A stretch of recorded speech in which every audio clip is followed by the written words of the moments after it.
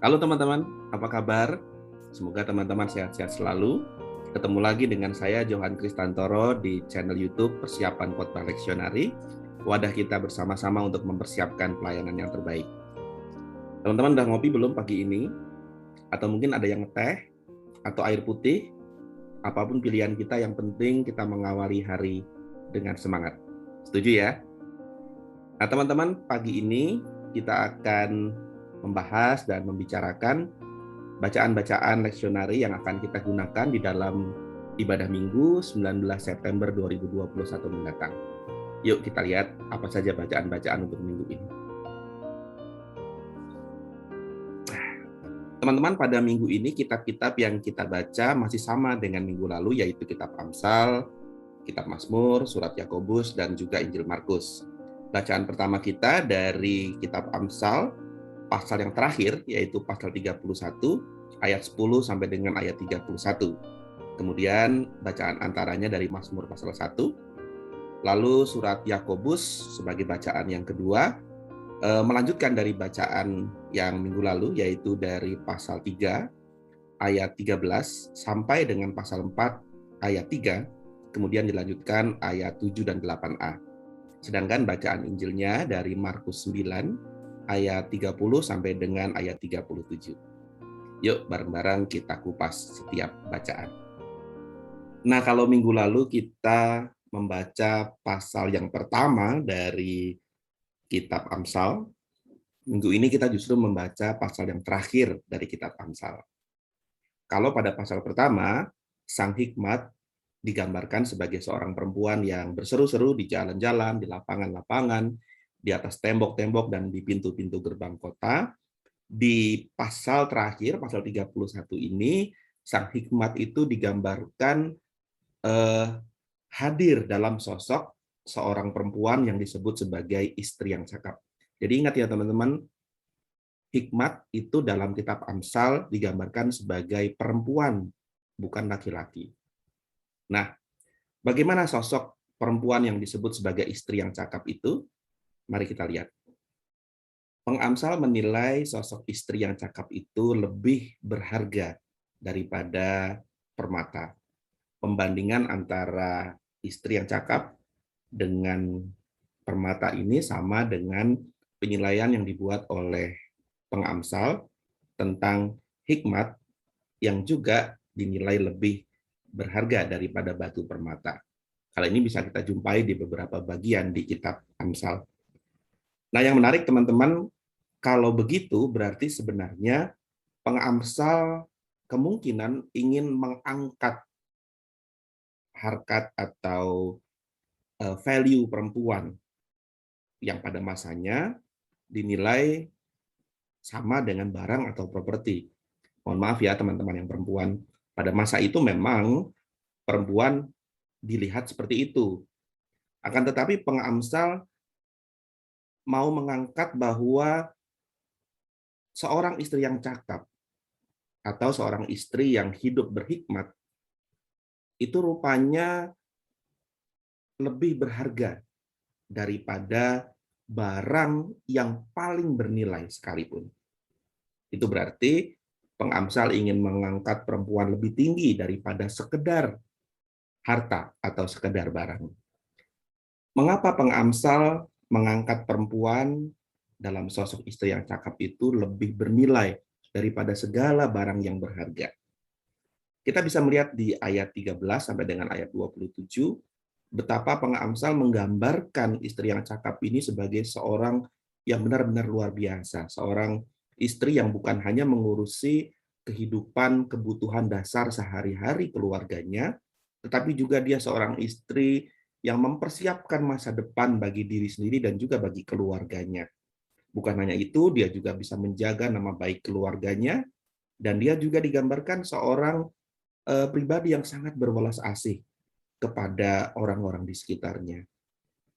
Nah, dengan begitu pengamsal ingin menggambarkan bahwa sosok istri yang cakap ini adalah sosok perempuan yang unggul atau par excellence yang melebihi perempuan-perempuan lainnya.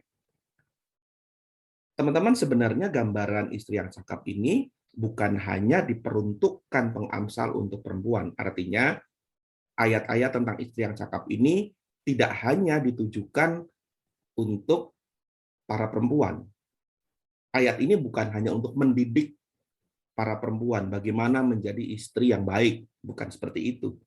Tetapi sebenarnya pengamsal ingin menggambarkan seperti itulah kehidupan yang dijalani dengan hikmat. Jadi ini berlaku untuk semua, baik untuk laki-laki maupun untuk perempuan. Kalau seseorang mau menjalani hidup yang berhikmat, jalanilah dengan karakter seperti istri yang cakap itu. Hidup yang berhikmat adalah yang merawat kehidupan dengan sungguh-sungguh secara holistik, secara utuh. Baik bagi diri sendiri, bagi keluarga, juga bagi sesama. Dan bukan hanya mengurusi apa yang ada di masa kini, tapi juga memiliki visi masa depan. Teman-teman, bacaan antara kita, yaitu dari pasal pertama kitab Mazmur, langsung mengingatkan kita bahwa kitab ini bukan hanya sekedar merupakan kumpulan nyanyian umat yang berfungsi secara liturgis pada masa itu di komunitas Yahudi, tetapi juga sebenarnya kitab Mazmur adalah kumpulan nyanyian yang berisi pengajaran. Dan karena itu, karena Mazmur juga berfungsi sebagai nyanyian pengajaran, maka tidak jarang kita melihat ada gambaran dikotomi hitam putih, yang baik dan yang jahat, yang benar dan yang keliru. Ya namanya juga pengajaran ya. Nggak mungkin kan pada zaman itu mereka mengajarkan, oh ini yang benar, ini yang setengah benar, ini yang seperempat benar. Yang perlu kita ingat teman-teman bahwa kalau dalam Mazmur ada gambaran-gambaran dikotomis antara orang benar dan orang fasik, orang benar nanti hidupnya diberkati Tuhan dan orang fasik hidupnya kemudian binasa begitu. Itu tidak berarti bahwa pemazmur menyajikan dua pilihan.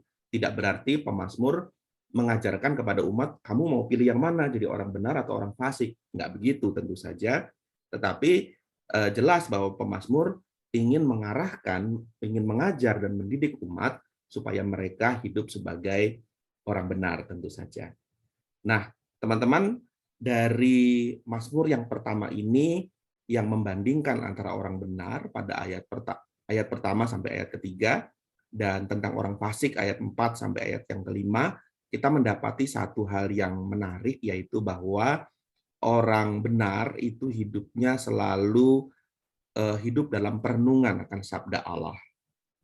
Mereka selalu melakukan recheck, melakukan pemeriksaan batin, melakukan sensura morum dalam dirinya dengan patokan pada sabda Tuhan, apakah hidupnya sudah sesuai dengan jalan orang benar.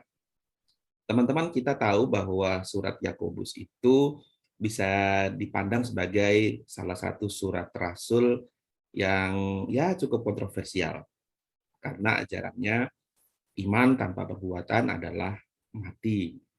Ini tampak berbeda dengan ajaran Paulus yang mana mengajarkan bahwa keselamatan adalah anugerah oleh iman, bukan oleh perbuatan.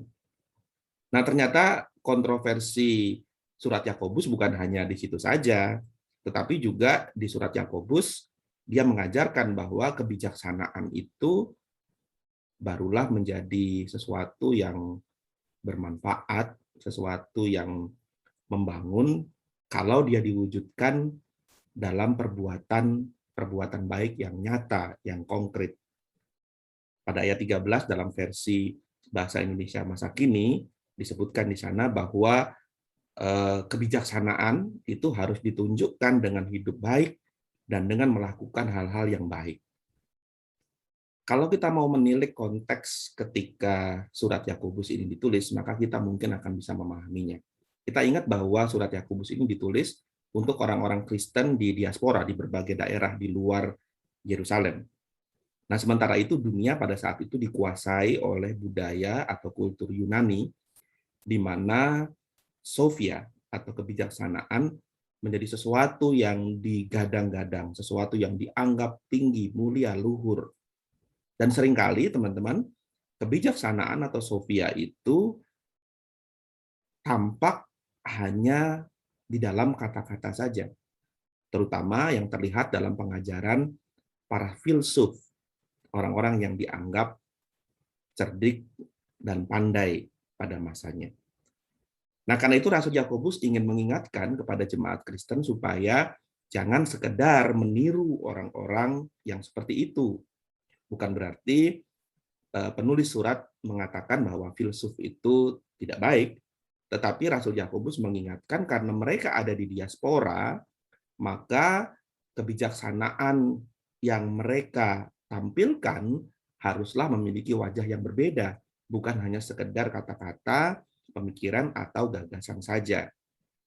Jadi, melalui bahasanya, penulis surat mengatakan bahwa hikmat dari atas, kebijaksanaan yang dari Allah, itu bukan hanya soal kata-kata saja, melainkan dalam perbuatan baik. Harus terlihat dalam perbuatan baik.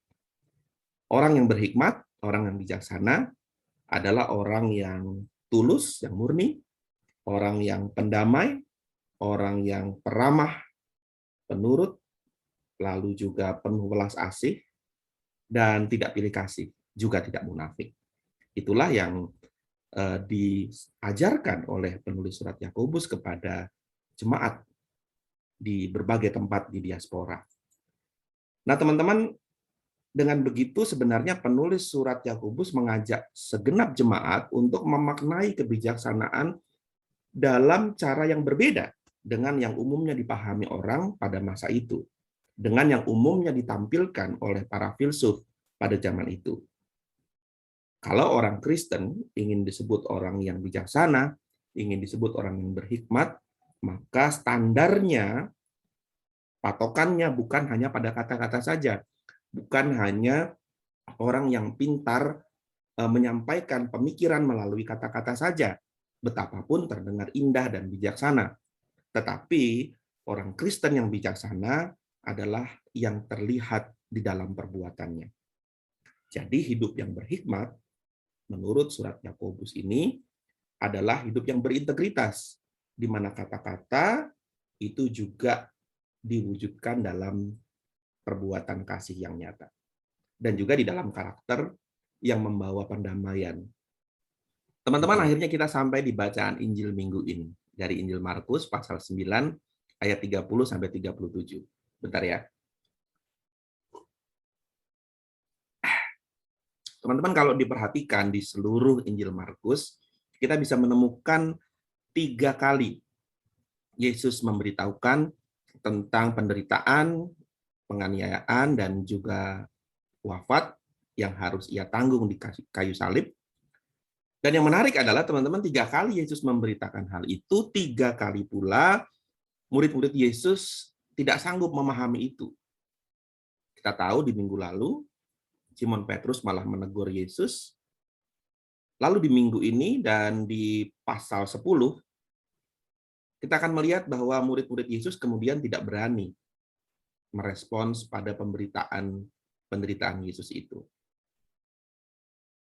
3 kali Yesus memberitakan penderitaannya, 3 kali juga para murid salah paham atau gagal memahaminya, dan 3 kali pula Yesus harus dengan sabar mengajarkan kepada mereka.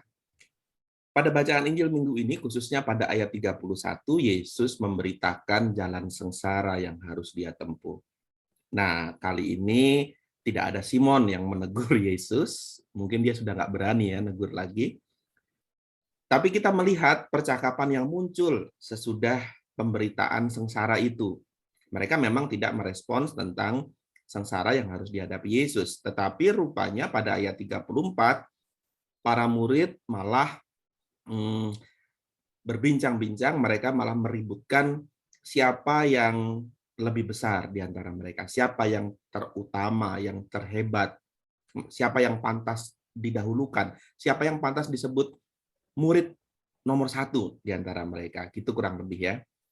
Nah, menyikapi itu, teman-teman, Yesus pun kemudian mengajarkan kepada para muridnya bahwa kalau mereka memang mau mengikut Sang Mesias yang harus menderita, maka yang penting bukan mencari siapa yang harus diutamakan di antara mereka. Bahkan Yesus mengatakan, kalau mau jadi yang terbesar, kalau mau jadi yang paling utama, kalau mau jadi orang nomor satu, maka dia harus belajar untuk menjadi orang yang justru dianggap tidak penting. Harus belajar untuk melayani, menjadi pelayan bagi satu sama lain. Harus belajar untuk menerima orang yang selama ini disepelekan dan melayani orang-orang seperti itu. Secara lebih gamblang, Yesus menguraikan pengajarannya itu melalui ilustrasi ketika ia menerima seorang anak di dalam rengkuhannya, kemudian mengajarkan bahwa kalau orang mau menjadi yang terbesar, dia harus menyambut anak seperti yang Yesus lakukan. Karena barang siapa menyambut seorang anak, maka dia menyambut Yesus. Apa maksudnya? Di masa atau di dunia abad pertama, di era Greco-Roman pada saat itu, anak-anak memang belum dianggap sebagai manusia sepenuhnya, teman-teman. Mereka dianggap setengah manusia. Dan karena itu, tidak jarang mereka pun tidak dianggap, disepelekan, dikesampingkan. Ya memang untuk orang-orang yang beruntung, untuk orang-orang yang lahir sebagai orang-orang Romawi, orang-orang Yunani, anak-anak bisa mendapatkan pendidikan yang baik. Tetapi untuk orang-orang atau anak-anak dari bangsa Yahudi yang notabene adalah bangsa terjajah, anak-anak pun diasumsikan lahir sebagai orang terjajah, sebagai budak, dan mereka akan bertumbuh dengan pandangan seperti itu. Mereka akan bertumbuh dilihat sebagai budak seumur hidupnya. Bahkan ketika mereka menjadi dewasa pun, mereka akan tetap dianggap sebagai anak-anak. Nah, di mata Yesus, kalau seseorang mau menjadi yang terutama, mau menjadi yang terhebat, mau menjadi nomor satu, maka dia harus mampu menghapus stigma yang merendahkan sesamanya. Dia harus mau menyambut sesama di dalam spirit kesetaraan. Nah, teman-teman terkasih, dengan demikian hidup yang baik, orang yang berhikmat menurut Yesus, bukanlah orang yang besar, orang yang berpangkat, orang yang terhormat, orang yang kaya, atau orang yang dianggap penting oleh masyarakat, tetapi orang yang berhikmat dan hidup yang berhikmat adalah ketika seseorang mampu memandang sesamanya dan menerima sesamanya di dalam spirit kesetaraan dan mau merengkuh siapa saja dengan setara.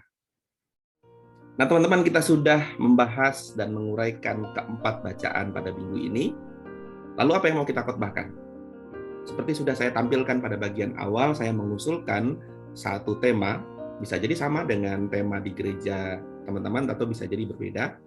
Tapi yang ingin saya usulkan adalah kita menampilkan 4 kiat hidup berhikmat. Pendekatan yang saya gunakan kali ini berbeda dengan pada edisi-edisi sebelumnya. Kalau di edisi-edisi sebelumnya, saya menguraikan keempat bacaan lalu berusaha untuk menarik satu benang merah atau menarik kesimpulan yang sama dari keempat bacaan itu, tetapi pada minggu ini saya mau mengambil satu persatu dari setiap bacaan.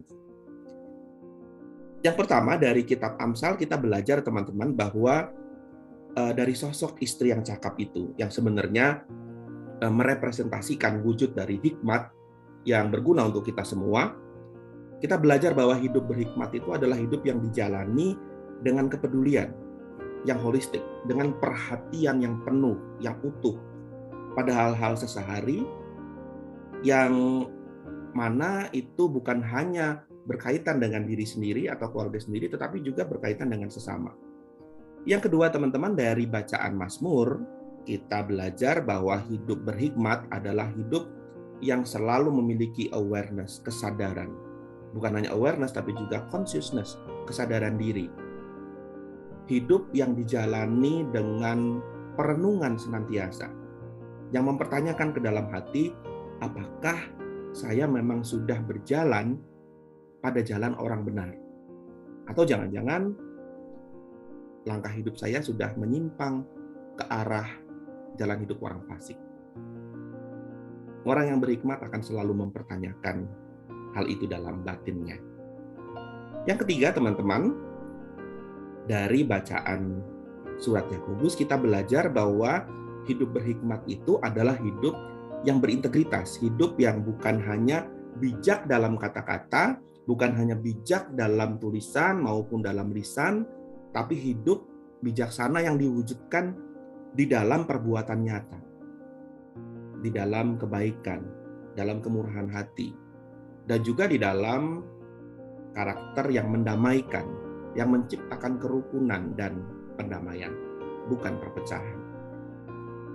Yang keempat, dari bacaan Injil kita belajar bahwa hidup berhikmat itu adalah hidup yang dijalani dengan kesediaan untuk menyambut dan menerima sesama siapapun itu di dalam spirit kesetaraan, tidak membeda-bedakan.